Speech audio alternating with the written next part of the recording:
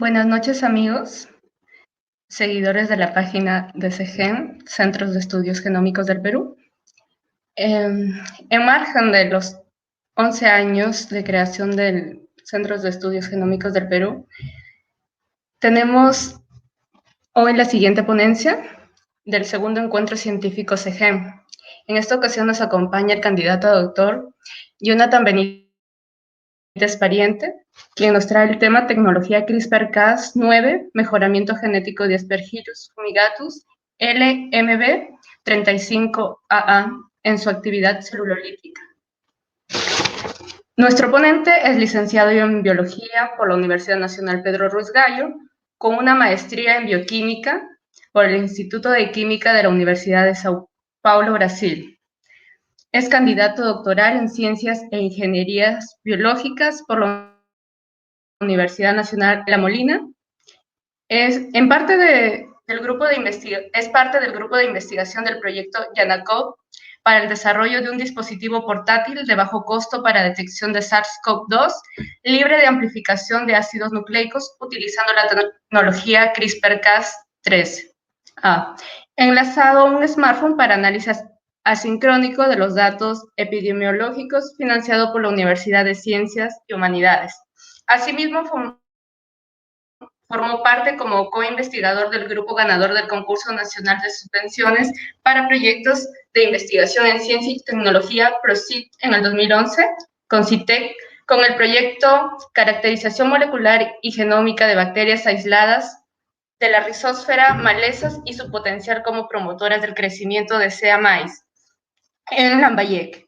Cuenta con una amplia experiencia de trabajo en instituciones públicas y privadas, desempeñando labores de análisis microbiológicos, bioquímicos y biología molecular.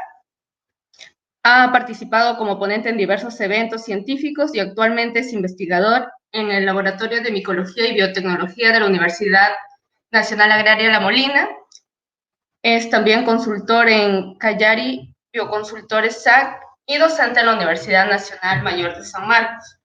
También es docente en la Universidad de Piura, filial Lima. Buenas noches. Jonathan, puedes iniciar. No se te escucha, ¿puedes activar tu micrófono? Disculpa. Buenas noches, Damaris. Buenas noches con todos. Antes que nada, me gustaría agradecer a CEGEN por la invitación a este segundo encuentro científico CEGEN, grupo que fue formado en mi alma mater, la Universidad Nacional Pedro Luis Gallo, y que me siento muy orgulloso y contento en realidad que hayan aún chicos que estén sacando adelante este grupo que ya lleva 11 años de formado y que espero que continúen en ese camino, ¿no? Bueno, voy entonces a comenzar a presentar, ¿sí? ¿Me confirmas, por favor, Damaris, que se esté viendo mi pantalla completa de la presentación? Muy bien. Entonces, como ya Damaris me ha presentado y ha presentado también la siguiente presentación, que tiene que ver con la tecnología CRISPR-Cas, y que de repente muchos de ustedes ya deben haber escuchado sobre ella. Nos vamos a enfocar en este día a la parte de edición génica de un hongo llamado Aspergillus fumigatus, ¿sí? El trabajo fue desarrollado durante mis estudios doctorales en el Laboratorio de Micología y Biotecnología de la Universidad Nacional Agraria La Molina. De repente, ustedes se preguntarán con respecto al trabajo realizado, ¿por qué es que utilizamos este hongo, ¿no? Llamado Aspergillus fumigatus LMB35AA? Bueno, este hongo les cuento que fue aislado de la Amazonía peruana por el Laboratorio de Micología y Biotecnología, en el cual realicé mis estudios doctorales, ¿sí? Y además por este mismo laboratorio fue secuenciado, y en algunos experimentos desarrollados en el laboratorio pues se determinó que ciertas enzimas que eran producidas por este hongo tenían una actividad celulolítica, pero en condiciones de pH neutroalcalinos. Menciono esto porque es importante resaltarlo, ya que estas enzimas que tienen actividad en estas condiciones tienen importancia en la industria textil. Entonces, surge la siguiente interrogante, ¿no? ¿Qué son las celulasas? Las celulasas, como su nombre lo indica, son enzimas que degradan la molécula de celulosa. Y existen al menos 3 grupos de ellas, las cuales las podemos encontrar en este gráfico. Si nosotros tenemos a la molécula de celulosa, la cual estoy mostrando en estos momentos, presenta una región amorfa, que se encuentra en la parte interna de la celulosa. Esta región amorfa es degradada por una de las enzimas celulasas denominadas endoglucanasas. ¿Sí? Estas endoglucanasas degradan el polisacárido en oligosacáridos mucho más pequeños y posterior a ello actúan las otras enzimas de tipo celulasas que son las celobiohidrolasas. Estas celobiohidrolasas van a romper los extremos reductores de las moléculas de celulosa, como se puede observar aquí en la figura, y también las moléculas que han sido degradadas por las endoglucanasas, obteniendo moléculas más pequeñas denominadas celobiosas. Estas celobiosas son atacadas posteriormente por otras enzimas de tipo celulasas que son las beta-glucosidasas. Y estas beta-glucosidasas van a romper a la celobiosa, obteniéndose finalmente moléculas de glucosa que van a ser utilizadas por el organismo para el desarrollo de su metabolismo, ¿no? Sin embargo, existen algunas desventajas para trabajar con hongos filamentosos. Algunos genes ya han sido o fueron estudiados justamente para tratar de resolver este problema, ¿no? Cuando trabajamos con técnicas de biología molecular en hongos. Uno de ellos justamente es este hongo denominado AQB, que está relacionado con el mecanismo de reparación de extremos no homólogos. Entonces, al tener un mutante de este gen, la cepa, en este caso de Aspergillus fumigatus, es deficiente para este sistema. Al ser deficiente para este sistema, el hongo lo que va a hacer es coger otro sistema para lograr realizar su reparación en la molécula de ADN que ha tenido alguna ruptura, ¿sí? Entonces, como no tiene este sistema de reparación, va a utilizar el sistema de reparación por homología. Sí, entonces, ¿por qué es importante esto? Porque los hongos filamentosos tienen bajas tasas de recombinación homóloga que son menores al 5%. Y en este estudio, al hacer un knockout de este gen, el AQB, se logró la recombinación homóloga hasta un 80%.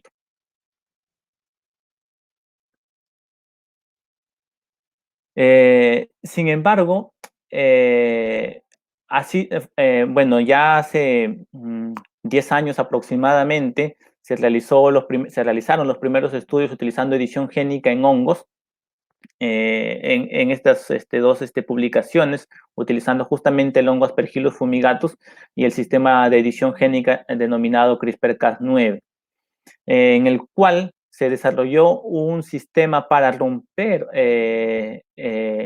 genes, alcanzando una eficiencia de entre 25 a 53%, en tanto que en el año posterior se utilizó un knock-in para introducir genes por microhomología, es decir, por reparación homóloga, y se alcanzó una tasa de precisión del 95 a 100%. ¿Sí? Entonces, la otra pregunta que surge es, ¿qué es este sistema, no? ¿Cómo funciona la tecnología de CRISPR-Cas? En este caso particular que vamos a hablar es la enzima Cas9. Bueno, este sistema fue encontrado en sus inicios fue descrito por Mojica, ¿no? En el año de 93, aunque ya había sido descrito en otro artículo por Ishino y colaboradores en el 87. Sin embargo, estudios posteriores ya por el investigador Mojica y otros investigadores descubrieron que este sistema funcionaba a modo de sistema inmune en las bacterias. Este sistema consiste básicamente en un arreglo de grupos de secuencias palindrómicas repetidas, como se puede observar en esta parte de la figura, que consiste en regiones repetidas que se encuentran de color lila y espaciadores que se encuentran de diferentes colores, ¿sí? Estos espaciadores en realidad corresponden a regiones de la secuencia de ADN genómico de diferentes fagos que han infectado a la bacteria y de genes que están asociados a este arreglo CRISPR, es decir, enzimas asociadas a CRISPR, las denominadas Cas. Entonces, como son genes justamente de tipo Cas, no existe solamente un tipo de ellas, es decir, la Cas9 no es la única, existen otro tipo de enzimas también que conforman también esta estructura. Así como la enzima de tipo Cas es importante en este sistema, el otro producto importante para el funcionamiento de esta tecnología es la molécula de ARN guía, la cual es formada por la transcripción de esta región de espaciadores y regiones repetidas, las cuales van a formar estas especies de bucles, ¿sí? De moléculas de ARN inmaduras, que posteriormente van a ser atacadas por complejos proteicos, liberándome finalmente las moléculas de ARN guía maduras. Estas moléculas de ARN guía se van a ligar a las enzimas de tipo Cas, ¿sí? Como se observa aquí en la parte inferior, y finalmente esta molécula de ARN guía va a direccionar a la enzima Cas hacia su molécula de ADN o ARN diana, ¿no?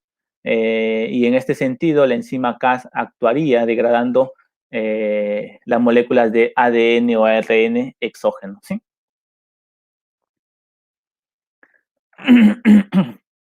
Habíamos mencionado anteriormente que existen dos mecanismos de reparación de ADN, ¿no? Entonces, cuando nosotros tenemos nuestra molécula de doble hebra de ADN que ha sufrido un daño, en este caso de ruptura, las células tienen mecanismos de reparación de tipo no homólogo y reparación de tipo directa por homología, ¿no? En el caso de la reparación de extremos no homólogos, un complejo proteico va a tratar de juntar estos dos extremos que han sido separados por la ruptura. ¿De qué manera? Insertando o eliminando nucleótidos. En este sentido, lo que se va a generar son mutaciones de tipo indel, es decir, inserciones o deleciones.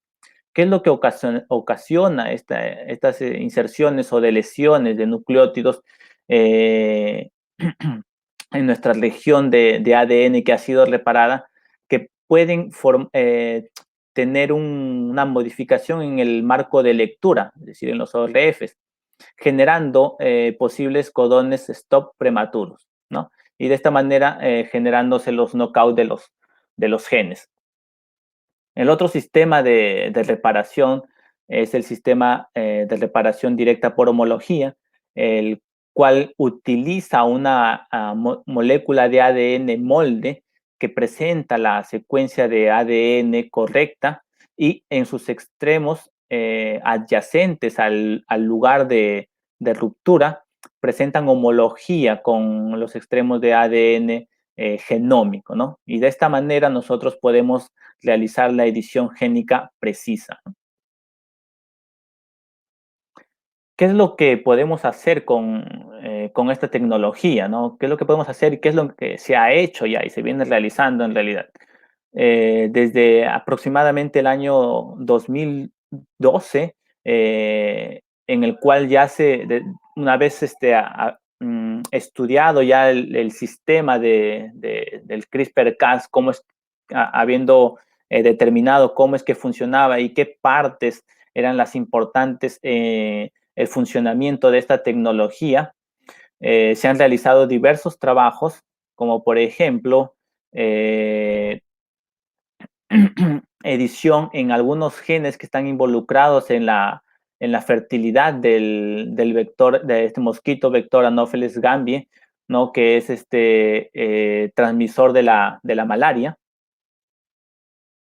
También se ha realizado ingeniería en líneas virales para luchar contra determinadas enfermedades en cítricos. Se han realizado también algunos trabajos en los virus del VIH, utilizando múltiples ARN guías y en animales modelos, ¿no? Esto, acá quisiera hacer un paréntesis, debido a que cuando fue publicado esto, comenzaron a aparecer en realidad en las eh, diferentes redes sociales, que los investigadores habían descubierto o habían logrado curar el SIDA o cosas parecidas, ¿no? Hay que tener mucho cuidado con este tipo de informaciones, y hay que tratar de ir a las publicaciones, a la información correcta, ¿no? En este caso, lo que están diciendo es que se ha realizado en vivo escisiones, ¿no? Que es una escisión, justamente la remoción parcial de determinadas estructuras o moléculas u órganos, ¿no? Entonces, no es que logró eliminar completamente, ¿no? Pero tal vez fue un porcentaje elevado de la eliminación de este virus, y ojo que fue realizado en modelos animales aún, ¿no? Entonces, todavía hay bastante por estudiar y por hacer aquí. Otros trabajos que también han sido realizados utilizando esa tecnología ya es la edición probadas en personas. También fueron editados cigotos humanos, y algunos tratamientos utilizando CRISPR, ya insertando directamente dentro de un cuerpo humano, ¿no?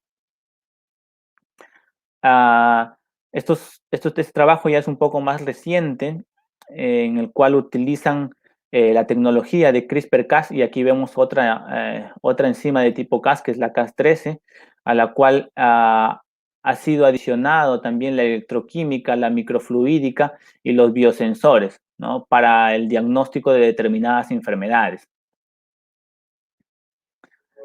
También recientemente este sistema ha sido utilizado para la detección del virus SARS-CoV-2, utilizando la enzima Cas12. Estas enzimas, tanto Cas12 como Cas13, tienen determinada particularidad que sirve mucho para el diagnóstico de enfermedades o de microorganismos. No necesariamente SARS-CoV-2, sino que en realidad se puede utilizar para el diagnóstico de diferentes microorganismos.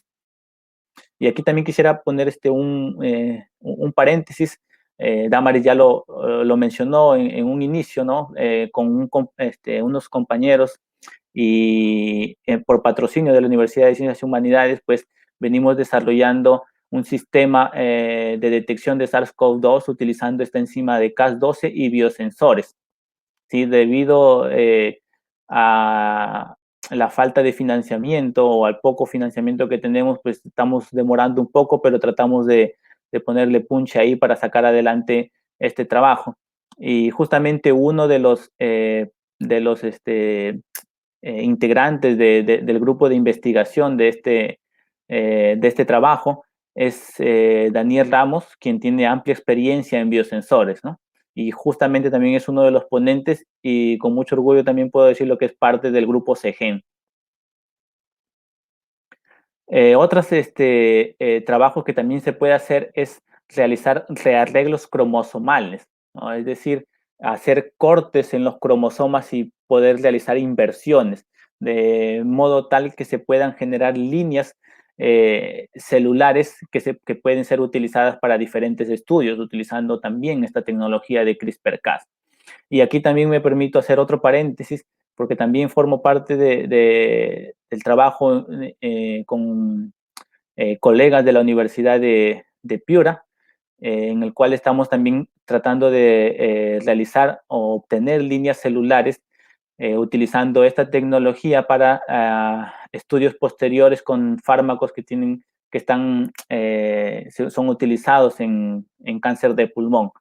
Y uno de los investigadores también aquí es Juan Falla, que me parece que también es uno de los ponentes de estas charlas, y también orgulloso también de que él también sea parte de este trabajo, ya que también fue un integrante de SEGEN, ¿no? Muy bien, ahora pasamos ya a la parte de los resultados obtenidos en mi investigación doctoral, ¿sí? Vamos a hablar brevemente de tres aspectos de la investigación, las cuales consisten en la identificación, primero, identificación y caracterización de las endoglucanasas. Recordemos que las endoglucanasas son uno de las tres tipos de celulasas. La comparación del transcriptoma utilizando dos fuentes de carbono, que son la carboximetilcelulosa y la glucosa. Y finalmente vamos a ver el mejoramiento genético en la actividad celulolítica utilizando la tecnología de CRISPR-Cas. Muy bien, entonces en primera instancia tenemos a la identificación y caracterización de las endoglucanasas de Aspergillus fumigatus, para lo cual se realizó primero un análisis bioinformático de alineamientos utilizando como molde la cepa Aspergillus fumigatus AF293, que es una cepa que ya está caracterizada tanto bioquímica como molecularmente y se encuentra en la base de datos de Aspergillus. Entonces existe bastante información ya sobre esta cepa y los alineamientos que nosotros realizamos y tratamos de ubicar dentro del genoma que ya se había secuenciado por el laboratorio de la cepa LMB35AA, encontramos las siguientes, ¿no? Algunas de ellas en realidad estamos mostrando en esta diapositiva.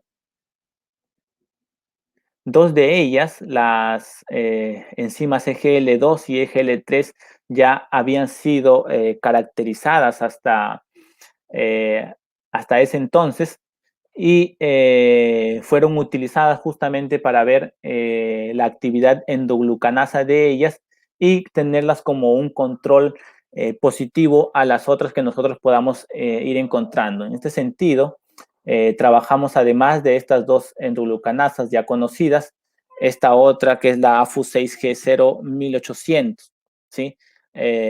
Por cuestiones prácticas, yo las denominé como AFU1, 2 hasta AFU11. Entonces, en las próximas diapositivas las vamos a ver con ese nombre.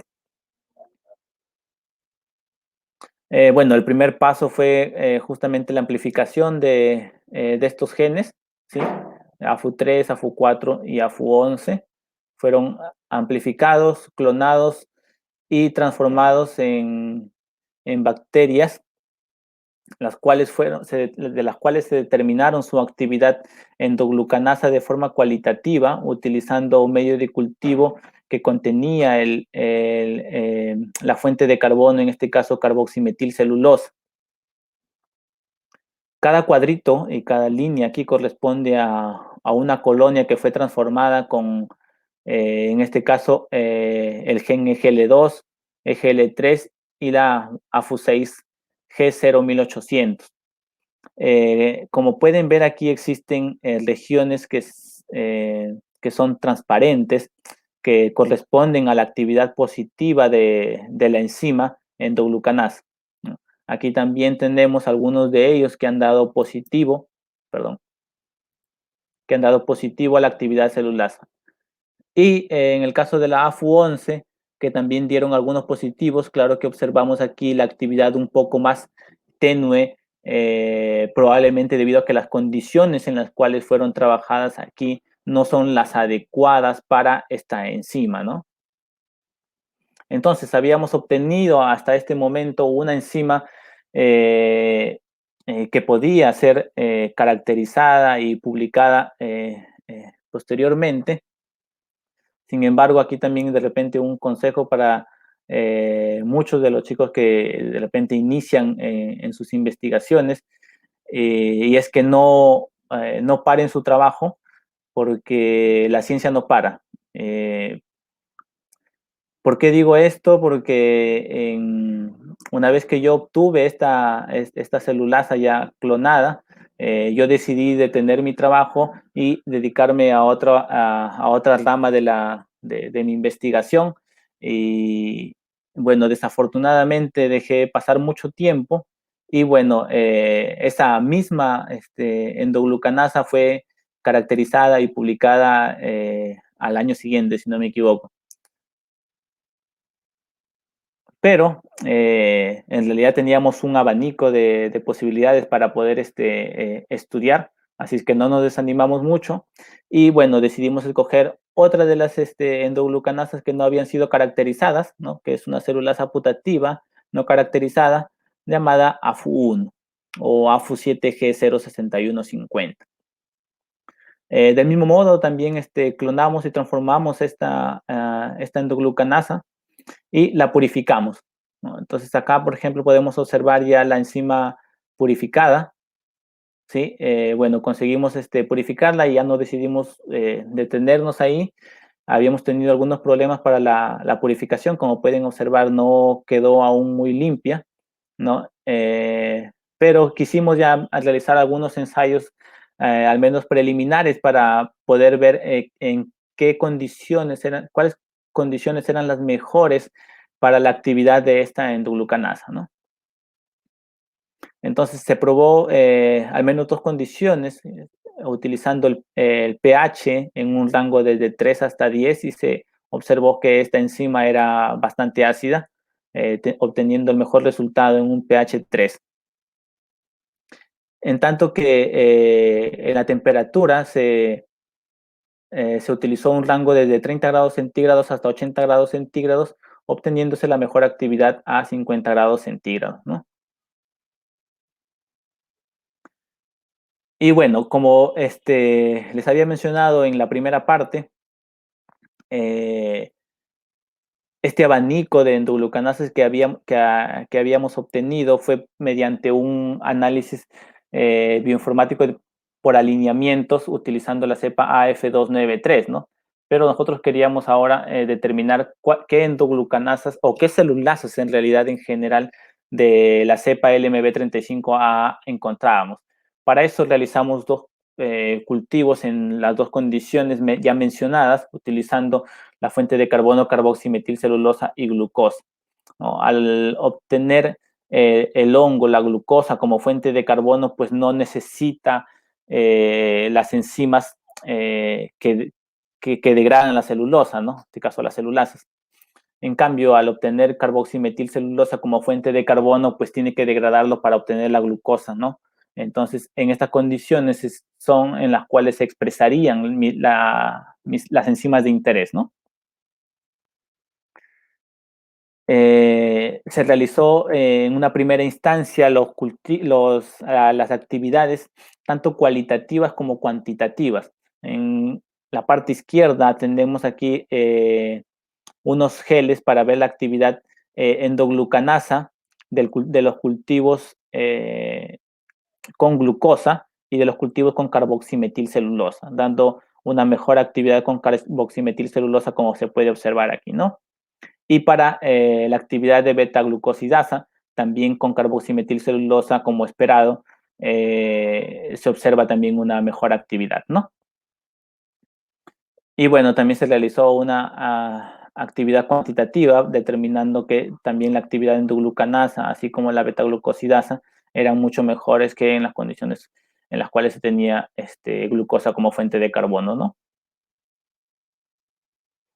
Eh, Posterior a ello, se realizó la extracción de ARN para poder realizar el RNA-seq, ¿no? En ambas condiciones y con sus respectivas réplicas.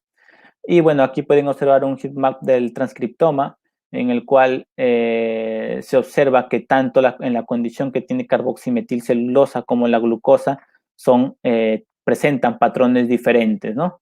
Y las réplicas, tanto la 1 como la 2, en las condiciones con carboximetilcelulosa son parecidas, así como la 1 y la 2 que presentan glucosa, ¿no? Para validar el transcriptoma, se realizó PCR en tiempo real, de algunos genes que estaban sobre y subexpresados, así como de genes que no tenían una diferencia en la expresión de los genes, como son estos tres que se encuentran en la parte superior, ¿no? Entonces, eh, la expresión de los genes comparada con, por tiempo real comparada con el RNA-seq, ¿no? Y como se puede observar, el transcriptoma fue validado, todas las condiciones son muy similares por ambas técnicas, ¿no? Ya sea por secuenciamiento o por PCR en tiempo real. Dentro de las celulasas que se encontraron sobreexpresadas, las podemos ver ahí en esta figura, y al menos 5 de ellas que están marcadas en color rojo fueron validadas también por PCR en tiempo real, y el gráfico se muestra en esta diapositiva, ¿no? Como pueden observar, todas ellas están sobreexpresadas con respecto a la condición en las cuales fueron cultivadas con glucosa como fuente de carbono, ¿no? Corroborando los resultados del transcriptoma mostrado anteriormente. Y ahora sí, pasamos a la parte del mejoramiento genético de Aspergillus fumigatus. ¿De qué manera se realizó este mejoramiento?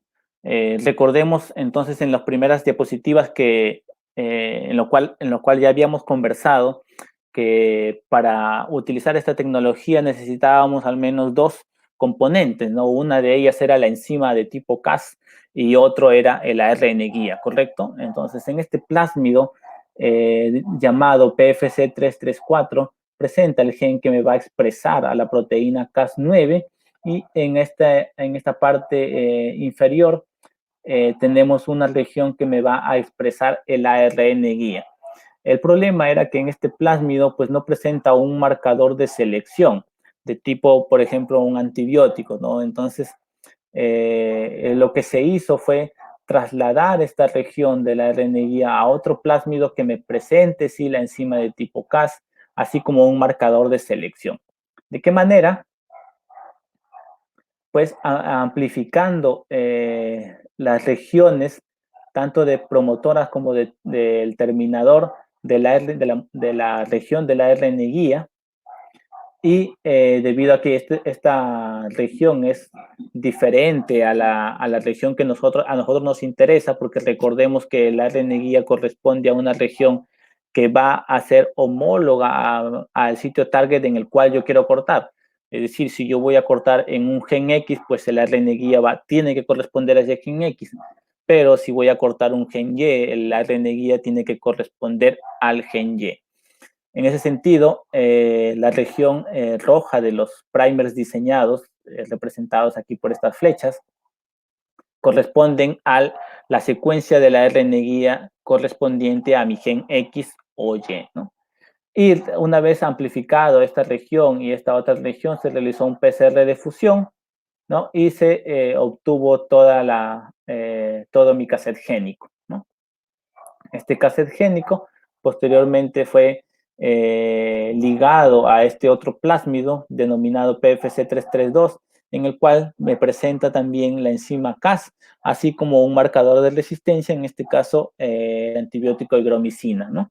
Y bueno, fue colocado en esta parte de aquí que presentaba también unos sitios de restricción adecuados para realizar la construcción del plásmido, ¿sí? Ahora, lo primero que necesitábamos realizar era ver que el sistema funcionase, ¿no? Es decir, eh, colocarle la enzima de tipo Cas con el ARN guía y noquear un gen. Teniendo nosotros en nuestro gen X, lo que queremos hacer es noquearlo, es decir, que no sea, que no me produzca una proteína funcional, ¿no? ¿De qué manera lo hacíamos? Cortando con el sistema CRISPR-Cas y mediante el sistema de reparación de extremos no homólogos, lo que haría sería insertar o eliminar nucleótidos, formando mutaciones y generando codones stop prematuros, ¿no? Entonces, esta era la estrategia de trabajo y lo que nos haría falta sería determinar qué genes eran los que íbamos a trabajar, ¿no? Entonces, para realizar un tamizado adecuado, aparte del marcador de selección que ya habíamos escogido y era el antibiótico higromicina, nosotros queríamos determinar fenotípicamente, ver que hayamos realizado el knockout de los genes o que hayamos logrado, mejor dicho, la edición génica, ¿no? Entonces, dos genes ya reportados para hongos son los genes PKSP, que es una poliquetidosintasa, y CalA, que es una calmodulina. Este gen PKSP está involucrado en la formación de la coloración de las esporas del hongo. Como ustedes pueden observar en esta placa, las colonias de los hongos son de color verduzco. Al ser noqueado este gen, se evita la formación de la coloración y las esporas son albinas. Por lo tanto, las colonias esperadas que hayan sido editadas genéticamente serían colonias albinas, como por ejemplo tenemos aquí esta, aquí hay otra, y por aquí hay algunos puntitos blanquitos que, bueno, no se pueden observar muy bien, pero que no lograron crecer mucho debido a que está muy pegadas todas las colonias, ¿no? Entonces, logramos editar genéticamente este gen PKSP y el gen de la calmodulina que está involucrada con la consistencia de la colonia del hongo. Como ustedes pueden observar en esta parte, son las colonias de los hongos con las esporas verduzcas y aquí, si pueden ver, hay un puntito que está muy oscuro, ¿no? Entonces, esta colonia ha sido editada justamente utilizando la tecnología de CRISPR-Cas9. Entonces, nosotros logramos realizar la edición génica utilizando esta tecnología para estos dos genes, el PKSP y el CalA. El siguiente paso entonces era realizar un knock-in, es decir, la introducción de una secuencia exógena dentro del genoma de nuestro hongo, ¿no? Entonces, siendo este nuestro gen, que podía ser ya el gen PKSP o el gen CalA, lo que nosotros queríamos hacer era cortarlo e introducir un cassette génico dentro de este corte, ¿no? Para lo cual tendríamos que tener nuestro gen, nuestra región promotora y nuestro terminador. Para finalmente, posterior a la edición y la reparación de la ruptura, gracias al molde de ADN que habríamos colocado también en la transformación, pues se introduciría dentro de esta región de corte, ¿no? Entonces, esta era la estrategia para realizar el knock-in. Aquí tenemos los fenotipos de los diferentes mutantes que se obtuvieron. En la parte izquierda tenemos a la cepa silvestre. Como se puede observar, tiene la coloración verduzca de las esporas. Un mutante que fue transformado solamente con el plásmido PFC332, que recordemos que solamente tiene la enzima Cas9. Una cepa que fue noqueada, el gen PKSP, que esperamos que sea una colonia albina, ¿no? Como se observa en la figura. Una mutante en la cual hemos noqueado el gen PKSP, pero dentro de él hemos introducido un cassette génico que presenta al gen GFP, ¿no? O la proteína fluorescente verde. Y esperamos también que el gen PKSP sea noqueado, ¿no? Entonces también esperaríamos una colonia albina.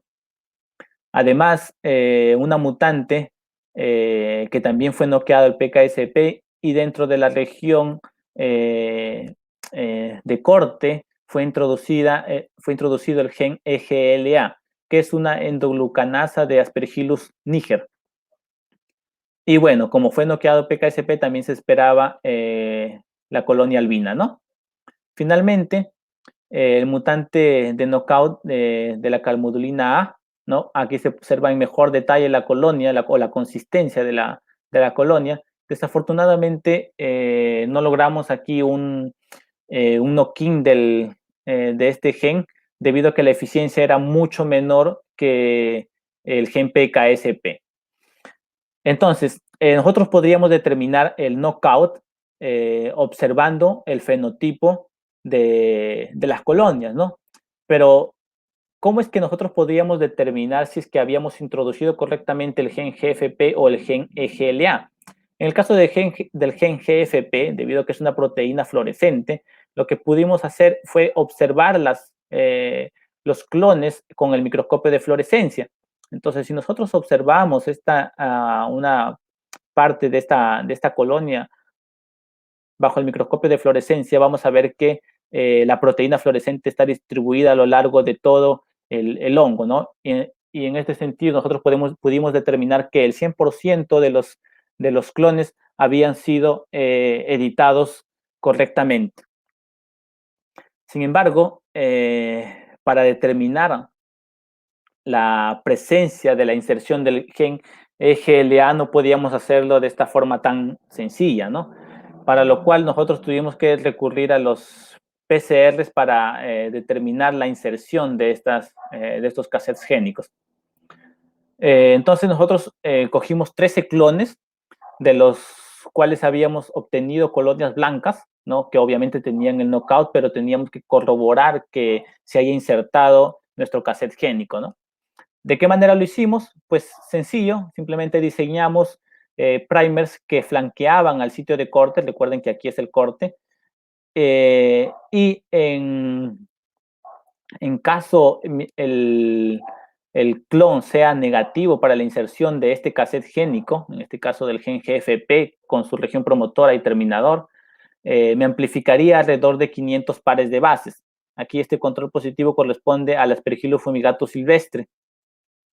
Y como ustedes pueden observar, me amplifica una banda de alrededor de 500 pares de bases. ¿Sí? Aquí mi control negativo, como pueden observar, está limpio. Y ahora pasemos a observar los clones del 1 al 13. Como pueden observar, existen diferentes tamaños que varían un poco de la parte inicial perdón, que se parecen mucho a la cepa silvestre, ¿no? Y observamos que en 3 de los clones, el clon 1, 5 y 11, se observa una banda alrededor de 2000 pares de bases que corresponderían a los 500 pares de bases que se encuentran en los extremos y a los 1500 pares de bases que serían el tamaño promedio del cassette génico que habríamos formado. Sin embargo, en los demás clones no habíamos obtenido esas bandas. Entonces ahí nosotros nos preguntamos, ¿no? ¿Qué es lo que había pasado? Si recordemos que en nuestra edición génica utilizando el GFP habíamos visto que todos ellos presentaban la fluorescencia, es decir, todos tenían el gen GFP, ¿no?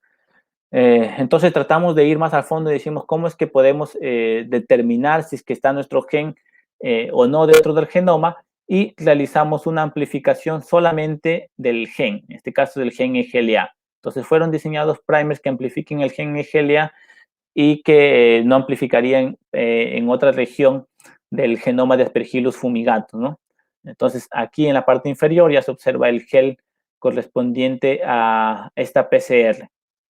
Y como pueden observar, el control positivo que corresponde a la cepa silvestre de Aspergillus fumigatus no presenta amplificación, el control negativo está limpio, pero vemos algo peculiar en los clones, ¿no? Y es que del clon 1 al clon 10 presentan diferentes bandas, ¿no? Al menos 3 bandas de tamaños diferentes. En tanto que en el clon 11 sí presenta un tamaño que correspondería al tamaño del gen EGLA, y el clon 12 y clon 13 no presentan amplificación, ¿no? Entonces, ahí surgen siempre los problemas de la investigación, ¿no? Porque a veces en la teoría, cuando uno plantea la estrategia de trabajo, se ve sencillo, ¿no? Ah, ya voy a hacer el paso A, B y C y listo. Obtuve el resultado de mi trabajo, ¿no? Pero tengan en cuenta que no siempre va a ser así e inclusive la ciencia siempre te va a sorprender y a probar, sobre todo, ¿no? Para que trates de explotar el máximo de imaginación que tenga. Entonces aquí nosotros ya nos empezábamos a preguntar, ¿no? ¿Qué es lo que está pasando, no? ¿Qué es lo que hicimos? Dijimos, bueno, ¿cómo le encontramos respuesta a esto para ver qué es lo que está pasando? Decidimos ir un paso atrás y probamos los clones que habían sido editados con GFP, ¿sí? Y realizamos la misma estrategia. También utilizamos los primers que habían sido diseñados que se encuentren adyacentes al sitio de corte, ¿sí? Y nos encontramos con la sorpresa de que solamente uno de los clones amplificaba todo el cassette génico. En este caso era el clon 9, ¿no? Y los demás no presentaban amplificación. Nuevamente nos volvimos a preguntar, ¿no? Decimos, pero, o sea, ¿qué es lo que está pasando? Porque nosotros habíamos visto mediante microscopía de fluorescencia que todos ellos amplificaban, ¿no? O al menos la mayoría, un gran porcentaje de los clones. Así es que realizamos lo mismo, amplificamos el gen GFP y observamos que sí amplificaba en la mayoría de ellos. Entonces eso era lo que nosotros habíamos visto. Es decir, ¿qué es lo que estaba pasando? Pues, en pocas palabras, que el cassette génico se había introducido, pero no en el sitio que nosotros habíamos querido, sino probablemente en otras regiones del genoma, ¿no? ¿Y cuál es la posible respuesta a esto? Pues probablemente la presencia de off targets, ¿no? Es decir, que la enzima puede haber cortado de repente en otros sitios dentro del genoma, ¿no? En fin, afortunadamente, cosas que salvan a veces las investigaciones son las presencias de estas unidades, ¿no? Es decir, algunos clones que te sirven justamente para que puedas continuar con tu trabajo, ¿no? Y es así que nosotros habíamos obtenido uno también en nuestro gen EGLA, ¿no? Que era el clon número 11, ¿no? Entonces, con ese clon, nosotros pasamos a realizar la actividad cuantitativa de actividad endoglucanasa y la podemos observar en este gráfico de barras, en el cual, si lo comparamos con la actividad celulolítica de la cepa silvestre, que corresponde a un 100%, nuestro gen editado, el cual tendría un gen de endoglucanasa más dentro de su genoma, tiene aproximadamente un 40% de incremento en su actividad, ¿no? Sin embargo, vimos algo curioso y es que este gen, que es un gen, no, perdón, este clon, que es una mutante solamente con knockout, también presentaba un incremento de su actividad. Entonces, y debido a que habíamos visto todos esos artefactos que les mostré en los PCRs anteriores, se decidió realizar un PCR en tiempo real para ver si es que algunos de los genes de las celulasas dentro del hongo habían sido afectadas durante la edición génica, ¿no? Bueno, realizamos el PCR en tiempo real y en este gráfico podemos ver la expresión relativa de algunas de las celulasas respecto a la cepa silvestre. Y como pueden observar, al menos en la cepa del knockout, en la cual veíamos también un leve incremento de la actividad, se observa que tanto el gen, en este caso de la celovidrolasa B, así como la endoglucanasa AFU8G06830, presentan expresiones, perdón, sobreexpresiones con respecto a los mismos genes de la cepa silvestre, ¿no? Y en el caso de la mutante que tiene el gen de EGLA, presenta también el gen de la endoglucanasa AFU8G06830 subexpresada, ¿no? En este sentido, bueno, tenemos ahí son algunos resultados preliminares respecto a esto, pero que ya nos dan un indicio de que probablemente otros genes también se encuentren desregulados, probablemente debido a la edición génica, ¿no? Y que, bueno, podrían ser estudiados individualmente haciendo el PCR en tiempo real como se observa en esta figura, o de repente realizando el transcriptoma para ver qué otros genes han sido afectados, ¿no? O que también podrían ser genes reguladores, no necesariamente estos genes específicos, ¿no? Y bueno, eso sería todo con respecto a la presentación de los resultados de mi trabajo doctoral. No quisiera terminar sin agradecer al Laboratorio de Micología y Biotecnología, el doctor Marcelo Gutiérrez Correa, a mi asesora, la doctora Greti Villena, y coasesora Ilanil Zamolsky, así como al Grupo SEGEN por la invitación. Y bueno, estoy abierto a las interrogantes que puedan presentarse. Y eso es todo. Muchas gracias.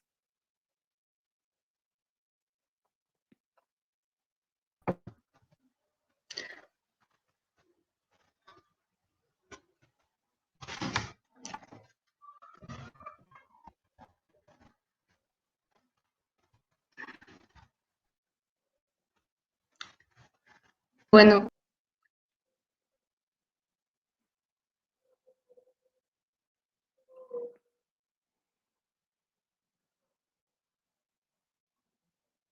¿Aló?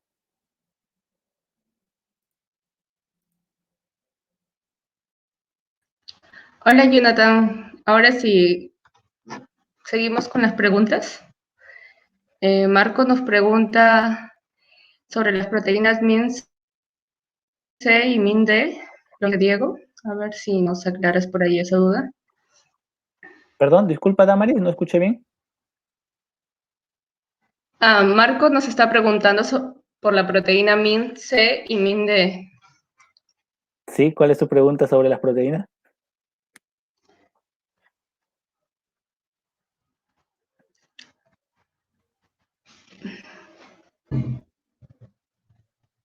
¿Aló? ¿Me estás escuchando? Sí, pero ¿cuál es la pregunta sobre la proteína MIN-C y MIN-D? Bueno, no sé, creo que no les quedó clara esa parte, porque Diego y también estaba preguntando lo mismo. Ya, la proteína MIN-C y MIN-D no están relacionadas con la edición génica. Son proteínas que tienen que ver con la división bacteriana, en realidad. Un complejo proteico que rompe polímeros de proteínas de tipo FTCZ que forman el anillo de división celular. Para que recuerden, Marco y Diego. Sí, bueno, continuamos con las preguntas.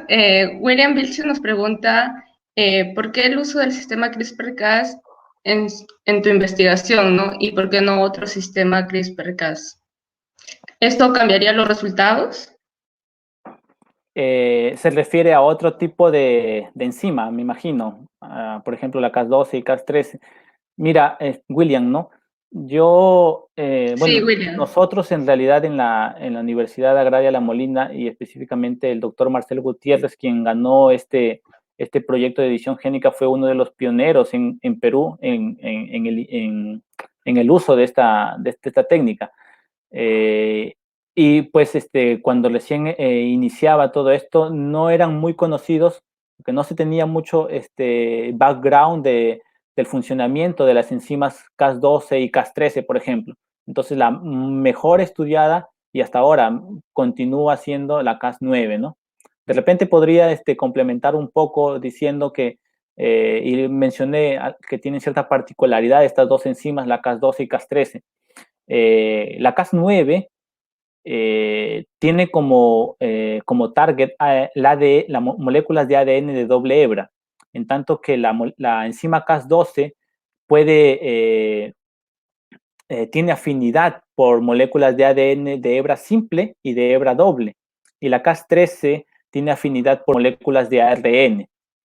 Y la Cas12 y Cas13 tienen otra peculiaridad, que es que una vez que reconocen su sitio target, la enzima corta en el sitio, pero no solamente corta en el sitio como lo hace la Cas9, sino que al cortarlo, esta enzima se activa y presenta una digestión colateral. Es decir, que además de cortar el sitio target, corta todo las moléculas, ya sea de ADN en caso del Cas12 o de ARN en caso de la Cas13, que se encuentra alrededor de ella, ¿no? Y justamente esta peculiaridad es la que se utilizan para estos sistemas de diagnóstico utilizando fluoróforos o los biosensores, como es el caso en el cual nosotros estamos trabajando, ¿no?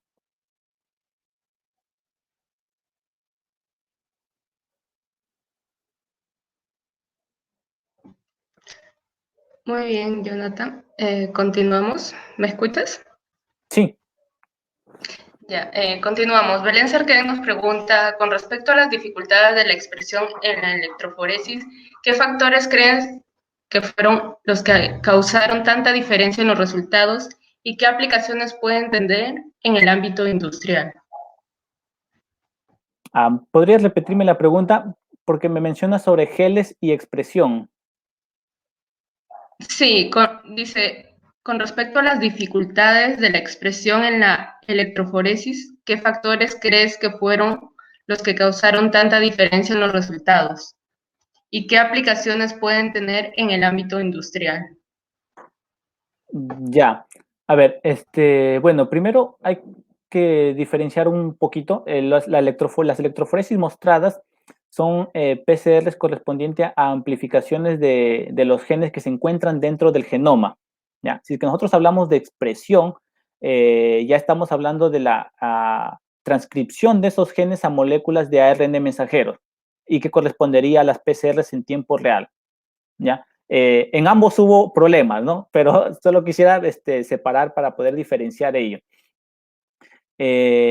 Los posibles problemas que pueden haber faltado, y para eso en realidad necesitamos realizar más estudios para lograr llegar al problema, es que existe en la tecnología de CRISPR-Cas una desventaja y es la presencia de los denominados soft targets.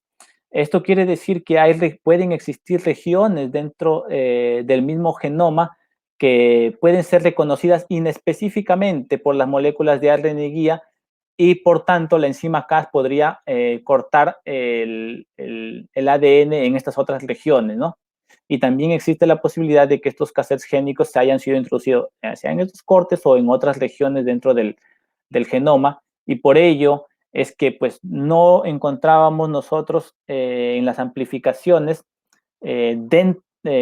nuestro cassette génico dentro del sitio de corte, pero sí observábamos a los genes dentro del genoma. El problema es que no sabíamos en qué parte.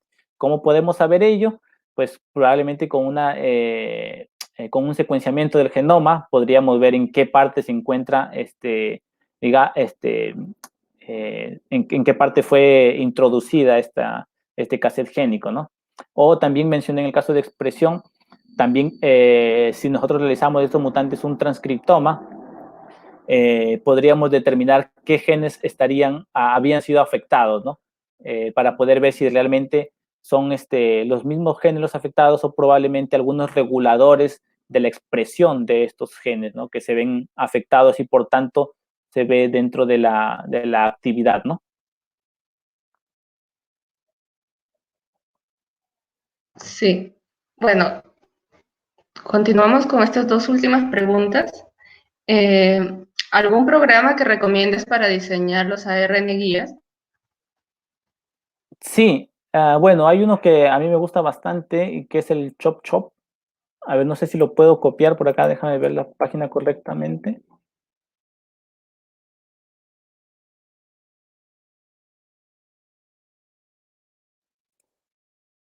A ver, vamos a colocar exacto como es porque si no aparece otras cosas. Ya, Lo te lo puedes paso poner por ahí. aquí y bueno, tú lo transmites ahí está, Sí, es Chop Chop. al chat. Existen otras, no es la única, ¿ok?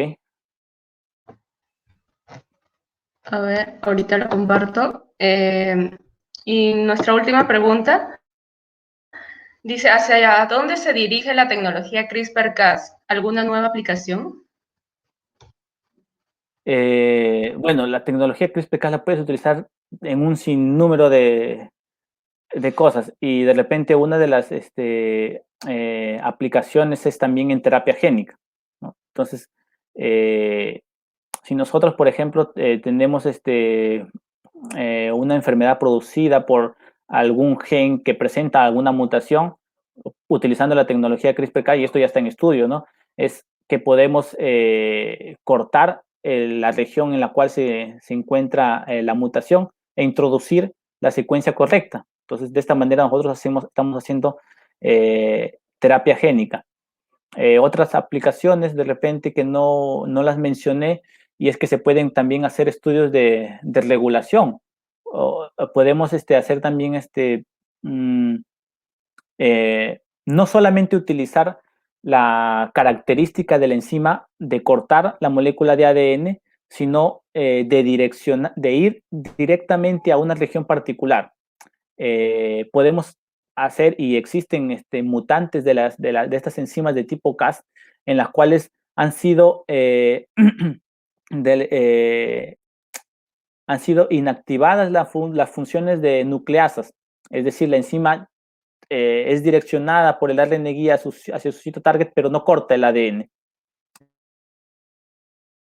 Entonces podemos nosotros también aplicar esta característica fusionando a mi enzima Cas alguna otra proteína o enzima que me ayude, por ejemplo, que sea un enhancer o un de repente represor. Es decir, yo podría sobreexpresar algún gen o simplemente inactivarlo, ¿no?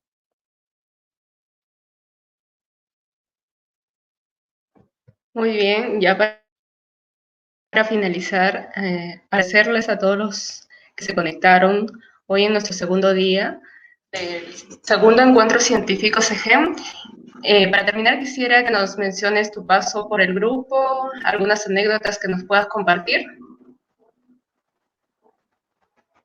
Ah, claro. Sí, bueno, como ya lo había mencionado, yo también fui parte de SEGEM, en realidad junto con otros compañeros, y espero que alguno de ellos esté presente. Me imagino que Marco es uno de los que hizo la pregunta. eh, es uno de ellos también con quienes formamos parte en la fundación del grupo, ¿no? Hasta hubo Marco, Percy, Edwin Isiosup, Edwin Vázquez, Marlon y Edgar John Top, ¿no? Fuimos 7 chicos que teníamos un propósito en común, y era tratar de salir adelante, ¿no? Desafortunadamente, en nuestros tiempos, en la universidad no se daba mucho la investigación, y en estos temas en particular de bioinformática o biología molecular, ¿no? Así es que decidimos juntarnos y pues tratar de capacitarnos entre nosotros mismos, demostrando pues que por más que tengan problemas de repente en la universidad, no nos limitamos a de repente quejarnos de las adversidades o los problemas que teníamos en la educación, sino que nosotros decidimos ir adelante, y entre nosotros nos capacitábamos, y bueno, creo que tenemos, al menos de los integrantes, de los primeros integrantes del grupo, pues salimos al extranjero, y bueno, algunos ya estamos en Perú, pero también existen compañeros que están en Estados Unidos o en Brasil también haciendo investigación o realizando sus estudios doctorales o de maestría, ¿no? Entonces, bueno, creo que leí el nuevo eslogan del grupo, y es que dice que la ciencia no se detiene y SEGEM tampoco. Y creo que cae a pelo al grupo, justamente porque tiene bastantes años de formado, y que en realidad espero que continúen muchos más, ¿no? Y también uno de los sueños que tenía o esperaba del grupo es que no solamente se quede en Lambayeque, sino que probablemente pueda tener de repente sedes a lo largo de todo el país, ¿no? que sería algo bastante interesante. Y yo invito también, si es que existen, o si es que hay aquí algunos estudiantes que tengan sus propios grupos dentro de universidades en cualquier región del país, a realizar trabajos en conjunto con SEGEN, ¿no? Que sería bastante interesante y no solamente en beneficio individual de los estudiantes, sino en beneficio del país, ¿no? Recordemos que los trabajos, pues ahora son multidisciplinarios y mientras más gente haya involucrada en un trabajo, pues los trabajos son mucho mejores, ¿no?